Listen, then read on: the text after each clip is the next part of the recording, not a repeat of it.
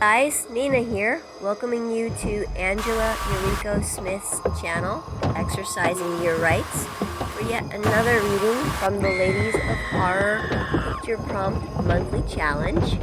If you'd like to know a little more about it, please visit spreadingthewritersword.com. And in the meanwhile, enjoy the reading. June 2023. All That Remains by Kim Richards. A tall fortress constructed of thick stone the color of burnt sienna stood for centuries. Many golden suns kissed the horizon out over the ocean. Winds, cold, wild, sometimes biting, buffeted the walls and towers to no avail. It was a place of safety meant to last. Good kings and tyrants ruled throughout the ages. Lovers, true and often betraying, stood beneath trellises of bourbon roses in the inner gardens with hands clasped and lips pressed together. The laughter of children and dogs barking echoed off the walls to the delight of many watching them play. The dogs grew feeble and died, while the children became adults, displaying auras of pious goodness or arrogant vileness. Soldiers with armaments and armor, displaying the army heraldry of their time, stood watch among the battlements. Eventually they would be defeated, and new soldiers, with new generals, replaced them. If one looked closely, flecks of their blood remained embedded in the tiniest pockmarks in the stone crenellations. The fortress housed its share of atrocities as well. Twice the garden was razed to make way for gallows. Screams rose into the air like so much smoke.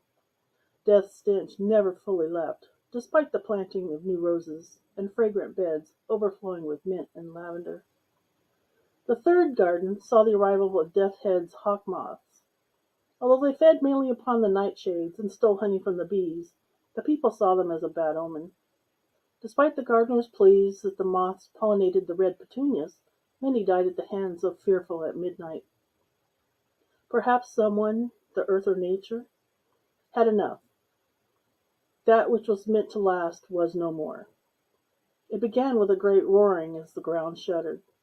People ran but were crushed by the falling stones. Many lay trapped beneath, but no one remained to save them. Ocean waves lashed out and brought a salty frenzy by the earthquake, and carried battered remnants of the garden out to sea. Everything drowned, even the lowly gray mice hiding among the grain storage. The moths took flight, heading inward. Eventually trenches, formerly used to secure the fortress walls, filled with seawater.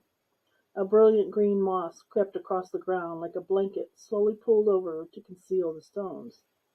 Unnecessary now that there was no one left with delusions of safety.